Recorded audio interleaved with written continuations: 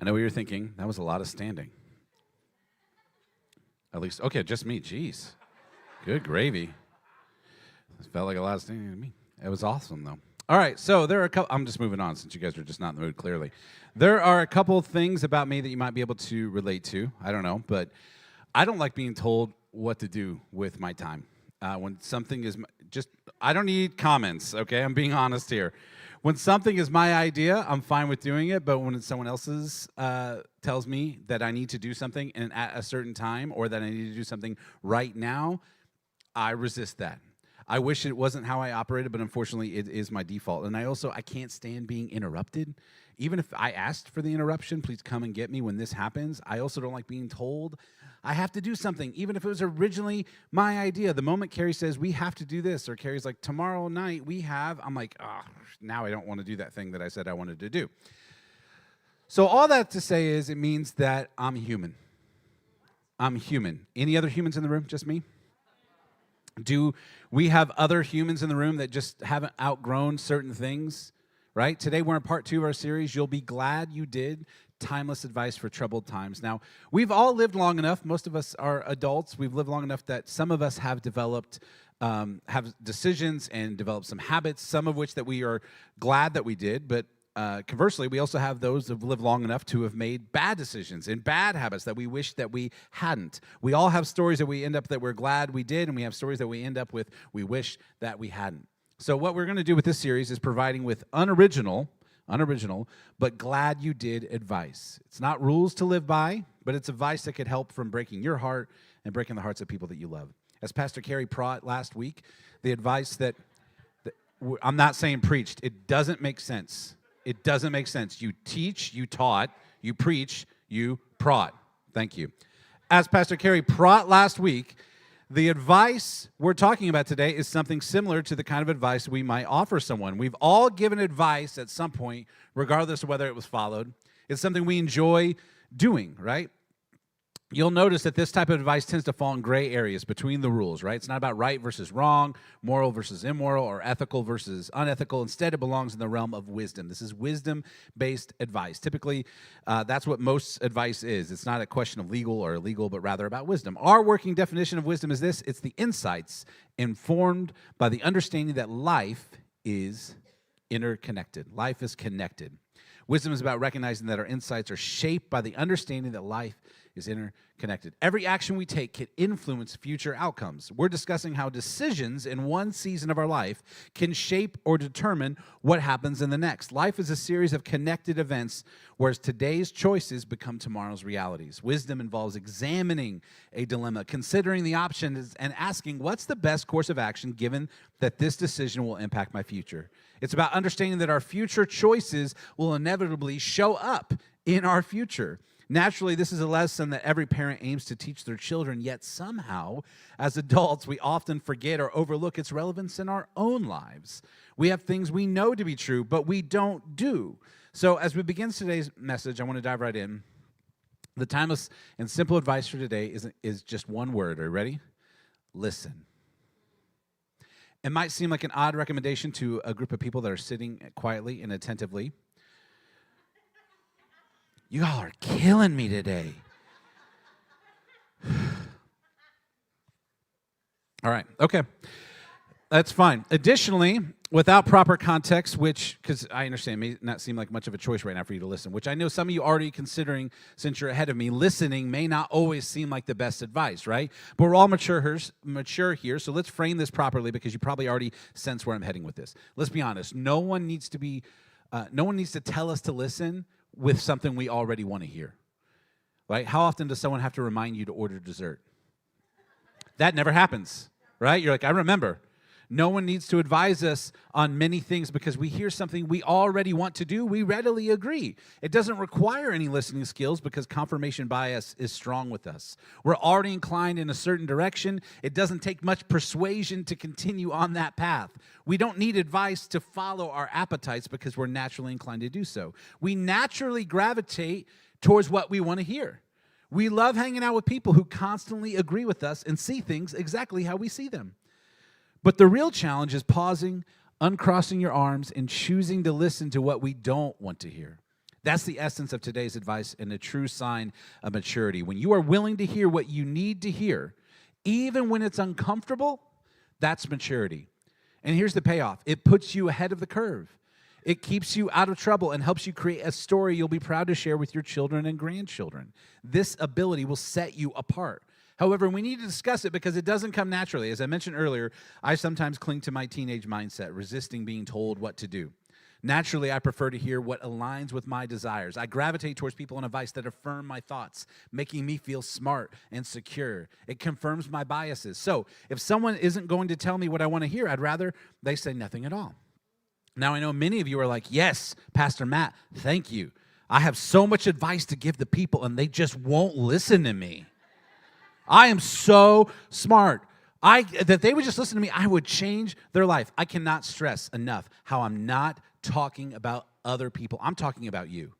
Stop listening and applying it to people in your life. Apply it to yourself. I cannot stress that enough. You keep thinking of other people's, chances are you are not real good about looking in the mirror. So if you're going to apply it to yourself first. All right? So stop thinking about other people. Conversely, you may not have realized that you have created an echo chamber of people around you. People who constantly agree with you, always feel like you're right, never challenge you with hard truths. Now, if you're not a religious person or a Christian, that's perfectly okay because what we've discussed so far applies to everyone. This is human nature. What I'm talking about is to say next might be our biggest takeaway. So you might decide not to follow everything that comes after this. This statement might seem a little bit clunky, but it's crucial, and it ties back to something we discussed previously. Refusing to listen to what we don't want to hear but need to hear is a gateway decision. And by that, we mean refusing to listen is often the first step leading to some of our biggest regrets. The worst thing we've done in life, those moments that created our deepest regrets, weren't simply about not listening. It was the refusal to listen that led us down a path to those regrettable actions and decisions. Whether it was a particular season of life, a weekend, a marriage, a relationship, or a financial decision, it wasn't the act of refusing to listen that was the worst thing. It was what followed that decision that we often wish we could undo. But refusing to listen was the gateway decision that you'd give anything to undo. Some of the worst things you've done, some of the worst things I've done wouldn't have happened if we had just listened. And this ties back to our previous week. Our greatest regrets are almost always preceded by a series of unwise decisions. There might be exceptions, but they're rare. Refusing to listen is what we need to hear is an unwise decision that often leads to regret. That's why I say refusing to listen is a gateway decision. And you don't need to write this down. I can see none of you are. You don't need to write this down because you already know it, right? We all do. And that's what makes it so compelling. We've all experienced this firsthand. Each of us has watched a friend, family member, neighbor, coworker start to head in an unhealthy direction or a poor direction, and we've thrown ourselves in their path, and we're like, wait, stop, look at this, listen to me. We've tried our best to stop them from making that decision, but they refuse to listen. The strange thing is, we often can predict their future. We could predict it. We saw their decisions would lead them. We saw where it would go, but they couldn't or they wouldn't see it for themselves. And you knew exactly what kind of disaster it was going to be. When things fell apart, whether relationally, financially, or with that career move or that relocation, you weren't surprised at all.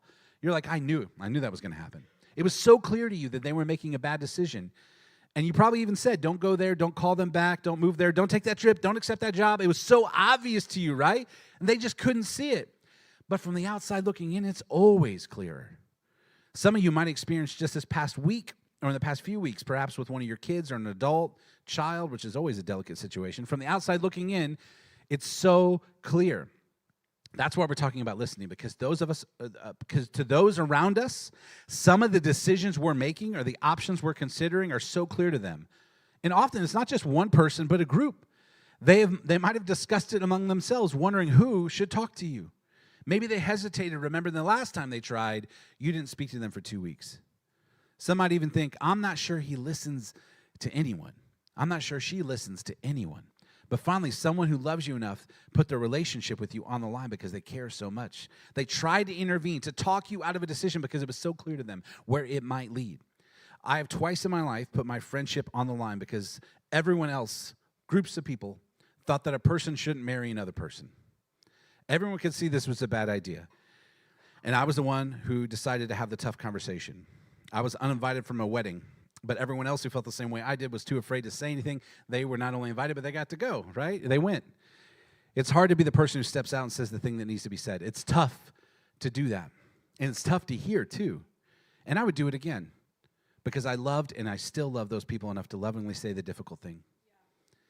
It's always clear to everyone else, but it's never clear to us. When we are in decision-making mode, especially regarding relationships and money, we struggle to see things objectively. Relationships and money are far from emotionally neutral topics. Once our desires get involved in the decision-making process, it's almost game over because we become hyper-focused. Psychologically, many things happen when we want something, and we can't see our decisions clearly. But usually there's someone who can see more clearly. The wise person, regardless of age or stage of life, is the one willing to uncross their arms and say, okay, I don't want to hear this, but tell me anyway. If you stop, pause, and listen, you'll be glad you did. When you hear yourself saying or catch yourself thinking or even find yourself humming something like, I don't need you to worry for me because I'm all right. I don't want you to tell me it's time to come home. I don't care what you say anymore. This is my life. Go ahead with your own life. Leave me alone. Not everybody's a fan of Billy Joel. That's okay. It's a great song. It's a banger. All right, that's when you need to tap the brakes. When you start thinking that way, not hit the accelerator. Some of you might be thinking, how did you know? Who told you? No one told me. This is simply the reality we all face at some point in life. For someone here today, whether you're in the room with me or maybe you're watching somewhere else, right, this might resonate deeply. Maybe your spouse, your fiance, best friend, roommate, or even a colleague has tried to reach out to you. It's tough for them. Especially if you're the boss, manager, or owner. Despite the difficulty, they care about you, and they've tried to say, hey, would you consider this? And you shut them down. If there's someone in your life whom you know has your best interest at heart and is trying to communicate something important, just listen. And they might see something you can't. And while you're listening, with your mind open, pay attention to the tension inside of you. When they say things you don't want to hear, there's an internal tension that you need to acknowledge. You need to pay attention to that tension and ask yourself, what's really going on? What am I resisting so hard? Why am I so angry? Why does this stir me up? Remember, this someone is someone who loves you and cares about you, who has taken in a relational risk to confront you, to tell you something you don't want to hear. What's really going on inside of you? Often it's an issue within us, not them. So let's look at an example from history. When King David, the second king of ancient Israel, died, his son Solomon took the throne. And if you grew up in church or familiar with the ancient history, you probably know the sequence of events. When Solomon became the king, he was a whopping 20 years old, like prefrontal lobe development. And he is the king, right? And don't think too much about that, right? But fortunately for Solomon, he was smart enough to know and wise enough to know that he did not have what it took to be a king at 20. He was wise enough to recognize, and here's the key, and humble enough to admit he didn't know what he was doing, that he needed help. So his biographer actually documents a prayer that Solomon prayed and documents what happened in response to that prayer. And there's so much packed in here. This is such a great model and posture that all of us should live with, regardless of how long we've lived. Here's his biographer that Solomon prayed, his prayer. Now, Lord my God, you have made me your servant king. First of all, this is a huge recognition that the people didn't make him king. He's like, you made me king. I'm king because of your sovereign God who controls the destinies of all people. You have made your servant king in place of my father David, but I'm only a kid. I'm only a child. I mean, the humility, the recognition, it's remarkable. I'm only a little child, and I don't know how to carry out my duties.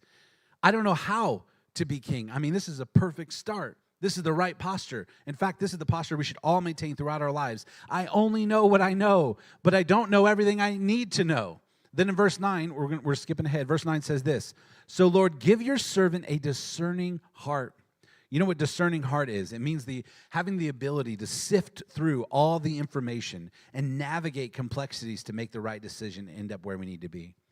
It's about saying, give me a discerning heart because there's no real map for this journey that I'm on, whether it's your first time raising a child, being married, starting a career, moving to a new place, you need discernment. Solomon prayed for a discerning heart to govern his people and distinguish between right and wrong, acknowledging his need for guidance. The text says that God granted Solomon wisdom, immense insight, and a breadth of understanding as vast as the sand on the seashore.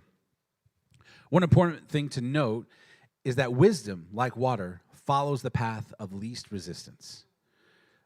And the path of least resistance for wisdom is humility, the recognition that we don't know everything we need to know. Recognizing you don't have it all together and that this new season for you is crucial. Humility equals receptivity, while pride leads to resistance. Phrases like, I don't need to hear that. I know that. I've heard that before. You never walked in my shoes. That reflects pride. The outcome of Solomon's humble prayer for wisdom and God's response was that his fame spread to all the surrounding nations. Men and women, kings and queens traveled to sit at Solomon's feet, listen to his wisdom, and ask him questions. And what is so fascinating and honestly a little bit surprising is that the man Solomon, the man who needed advice least of all, he doesn't need anybody's advice because he's the wisest man on the planet, according to his biographer and the people that were around him. He's the wisest man in the kingdom. He doesn't need anybody telling him what to do. He doesn't need anybody's advice. But he wrote more about seeking advice and the consequences of resisting advice than any other ancient writer or philosopher, and more than any other author of any of the scripture, because in his extraordinary wisdom, he understood the value of counsel, of outside counsel. Here's a few statements that you find scattered throughout his Proverbs. Instruct the wise, and they will be wiser still. In other words, nobody's ever old enough and wise enough not to need outside counsel or not need outside input. The wise person, this is important, well, the wise person is always a learner. They're never the experts to the point where they don't need any more expertise or any more outside counsel. The wise person's always in learning mode. It's hard to hear as a pastor when people have a posture of not learning. I don't need to come to the marriage conference. My marriage is in good shape. I don't need to listen to this message. My relationship with God is in good shape. I don't need to hear any more about this sermon series. Like, this doesn't really apply to me. And I don't say this to brag at all. I say this as an example. I have a doctorate in theology, and I'm still reading new books. And I learn new things all the time. I have a great relationship with my wife, but we still go to every marriage thing that we can go to. I hear the same messages from pastors because we travel around the country and we talk with other church planners, and we hear messages from, because it's like the same conference every year, right? We do multiple of them. We hear the same message over and over. But I listen and I love every time because I pick up something that I didn't hear last time. We are all works in progress. None of us have it figured out. And when you think you do, I feel like that's when life punches you in the face. And that's why it breaks Carrie and I's heart when y'all don't come to church, okay? And I'm sure you're thinking you just want a full church. Nope. We know that you can't get filled up as much with God when you're not coming to church. We have people who do this. They come for a while, and all of a sudden, their life is in better shape. They feel better about everything. They're in a good place, and then they stop coming. And then they come back broken again. And they're like, I don't know what happened. We don't want something from you. We want something for you. And God moves the most when you are constantly in his presence. You're like, I can worship God from home, but you don't.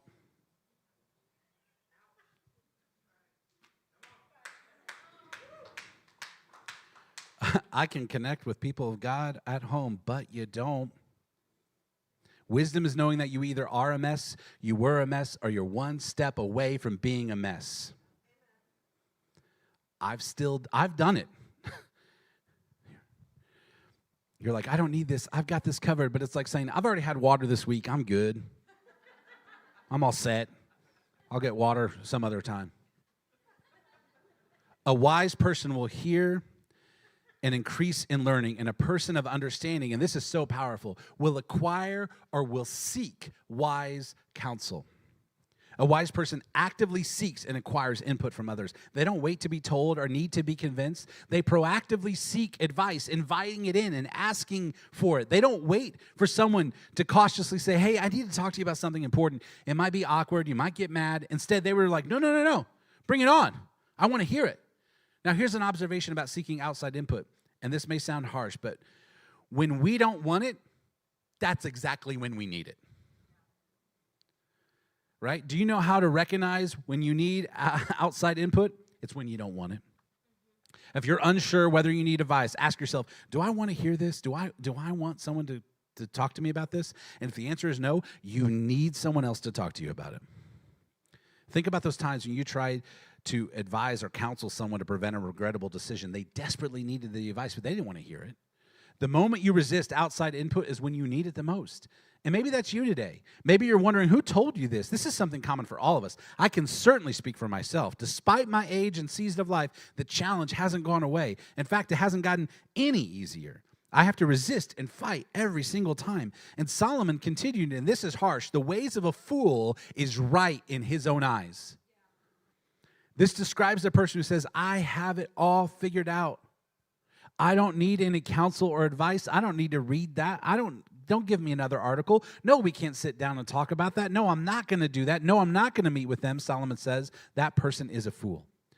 And what is a fool? In the book of Proverbs and the teachings of Jesus, a fool is someone who tries to live their life as if it's not connected, as if today doesn't impact tomorrow.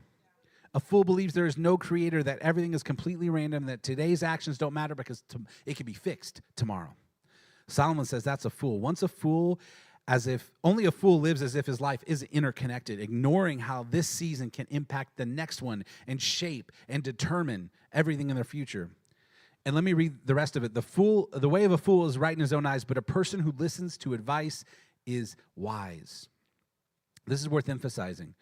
When we don't want advice, it's precisely when we need to hear it the most, right? So let me ask you one more time before we move on. Are you in a place right now in any area of your life, financially, relationally, with your kids, your husband, your wife, your fiance, and if you're thinking about getting married, or maybe you just got engaged, it's not actually applying to you, Matt, so okay.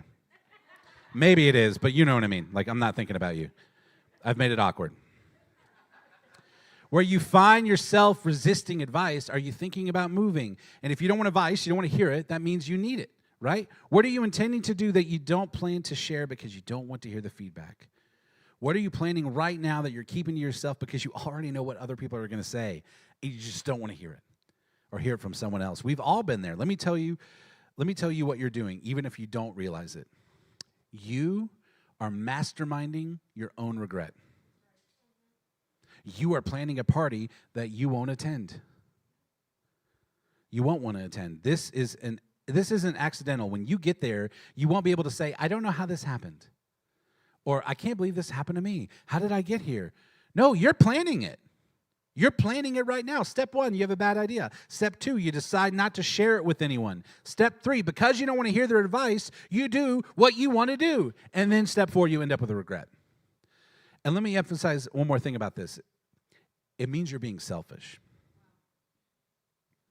You don't want to be selfish. You don't like selfish people, and you don't see yourself as one. But if you're planning something and not willing to share it because you don't want to hear the feedback, you are being selfish. When your regret inevitably shows up, it won't just affect you. It will impact the people who depend on you, the people who love you, those who lose sleep when things aren't going well for you. Not considering the impact on those people means you're being selfish. It means we're self-centered. And going back to what Solomon said, this is the big picture, okay? It means our lives, to live our lives as if they're not interconnected. Not only does today impact tomorrow, but our decisions also impact the people around us and those who love and care for us the most. Life is connected, and so are we. So what are you planning to do that you don't plan to share because you don't want to hear the feedback? You are masterminding your own regret. Moving on. Plans fail. You've likely heard this before. You may not have known it was in the Old Testament. Plans fail for lack of counsel. But with many advisors, plans succeed. Do you want your plans to succeed?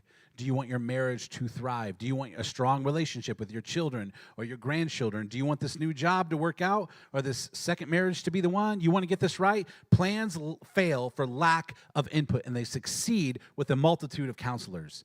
And here's another one. Listen to advice. Again, this is a hard one. Listen to advice and accept discipline. Do you know what discipline means in this context? It means correction.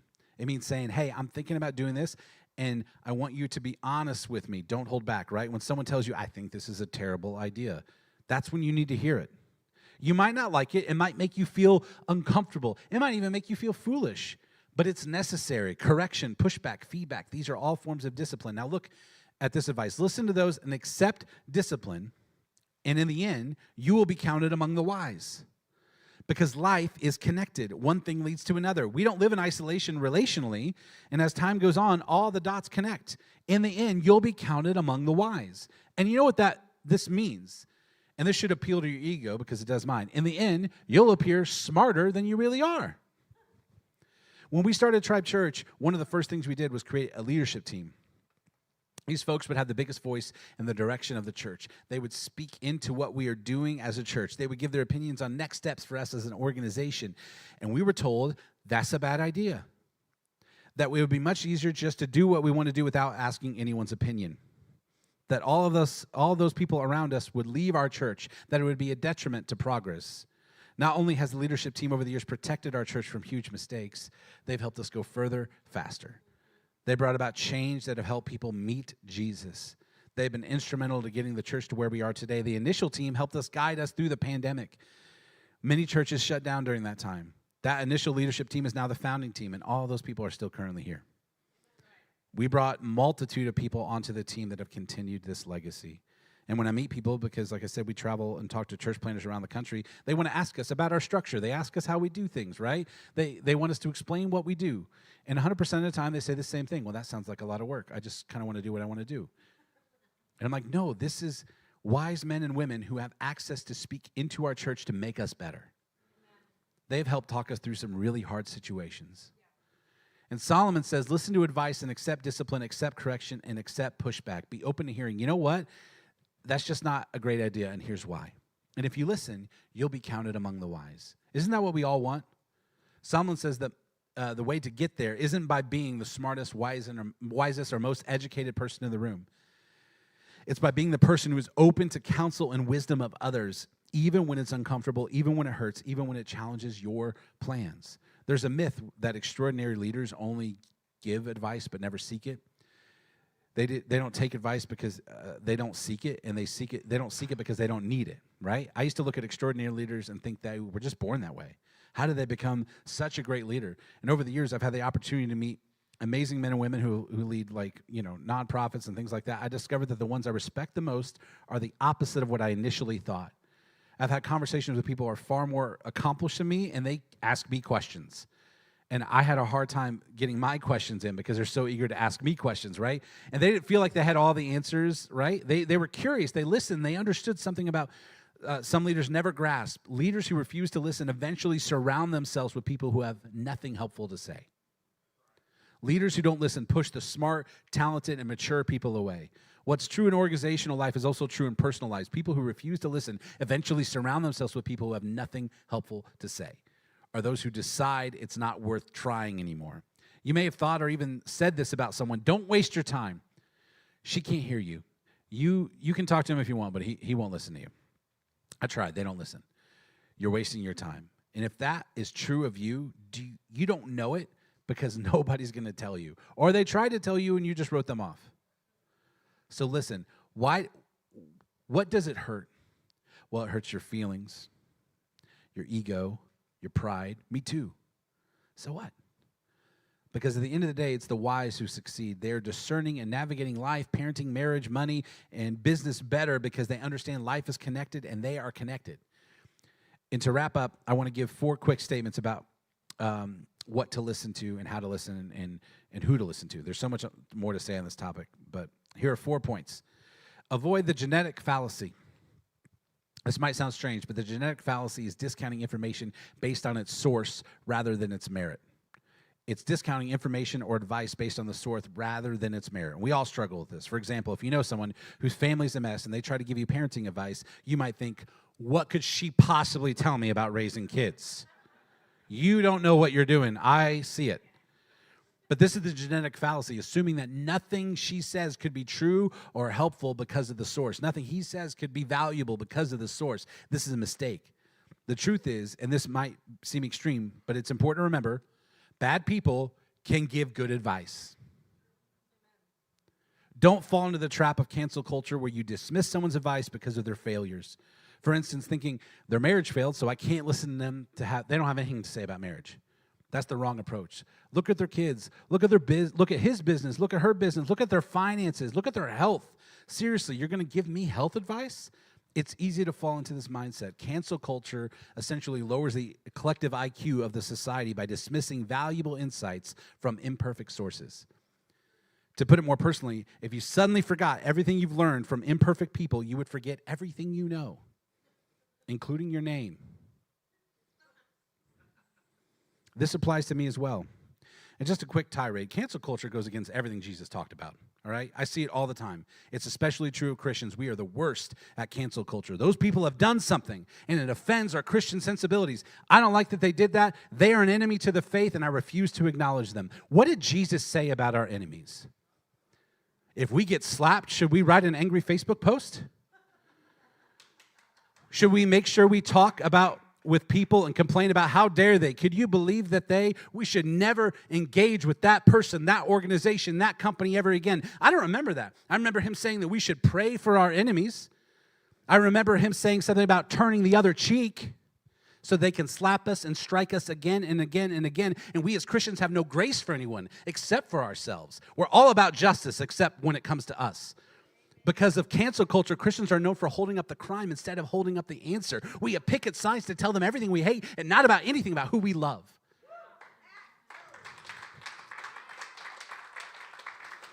This mindset is silly, and as Christians, we should rise above it. We embrace the grace, forgiveness, and mercy of Jesus. We believe that Jesus came into an imperfect world where everyone got most of the things wrong, yet he loved us anyway.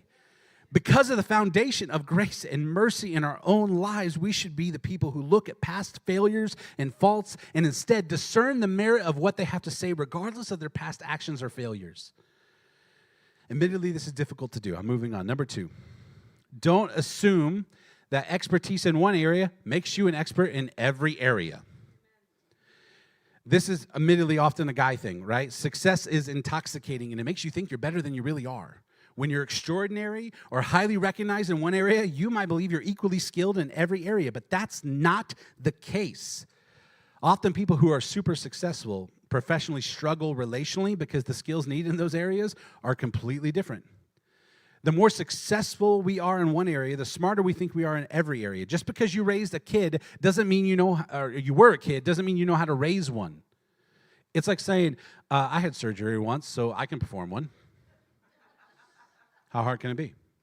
That's crazy. Number 3, don't confuse experience with insight.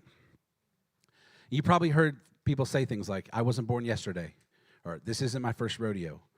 Well, that just means you're good at rodeo. Like, I've been around the block a time or two. It means you like to go on walks. And what this really means is that you're old. Not necessarily wise. This is very important. Doesn't make you wiser. Evaluated experience makes you wiser. The person who doesn't examine their failures and grow from them isn't going to get any better. They're just repeating the same patterns. Doing the same thing over and over creates a rut, not wisdom. Evaluated experience is what makes us wiser. So don't confuse experience with insight. Just because you've had a lot of experience doesn't mean you don't need to hear from others. That's simply not true. Number 4, listen for I know. When you hear someone saying, like, I know, you need to understand. When you hear yourself saying it, you need to understand the other person just hears, shut up, shut up, shut up. Go away, go away, go away. That's how it feels when someone's like, I know. When you catch yourself thinking or saying, I know, you need to stop crossing your arms. This might be the moment you need to hear what you don't want to hear the most. Knowing, as we said last week, doesn't equal doing. Just because you know, it doesn't mean you're doing it. One doesn't necessarily lead to the other. In fact, knowing without doing is worse than not knowing. According to the book of Proverbs and Solomon, knowing and not doing makes you a fool. You're living as if life isn't connected. I know what I ought to do. I know the best thing. I know the wise thing. But I'm not going to do it. Solomon would say, you're a fool. You're masterminding your own regret. Refusing to listen is a gateway decision that leads to regret. We've all thought or said, I should have seen that coming. The odds are somebody did see that coming. Maybe they didn't try to warn you. Perhaps they thought it wasn't worth the effort, or they did try, but you wouldn't listen. Or they might have told you if you had invited them into the decision-making process earlier. The bottom line is, for me and for you, someone can see what you can't see. Someone who cares about you can see what you can't see. So why wouldn't we listen? Why wouldn't we just uncross our arms and say, okay, I know this might hurt. I may have heard this before, but just bring it on. So in the words of James, the brother of Jesus, we should be quick to listen and slow to speak. And if that becomes the habit and posture of our lives, we will be glad it did. And the people we love and those who depend on us will be glad as well. We'll pick up next week of You'll Be Glad You Did. Heavenly Father, it's easy to stand up here and talk about these things. And my pride rises up every time. It's so foolish. So Father, for the man or woman who feels like, oh my goodness, who told him? Give them the wisdom to walk out of this building and give them the wisdom to walk out of the building and try not to put this behind them. Give them the wisdom to embrace it, because who knows what's on the other side of the decision they're considering. And Father, for those listening to you today who are thinking, oh, I'm so glad someone else heard this, I pray that we would all pause and ask ourselves, what did I need to hear? Wherever this message lands with us, give us the wisdom to know what to do and give us the courage and humility to do it. In Jesus' name we pray. Amen.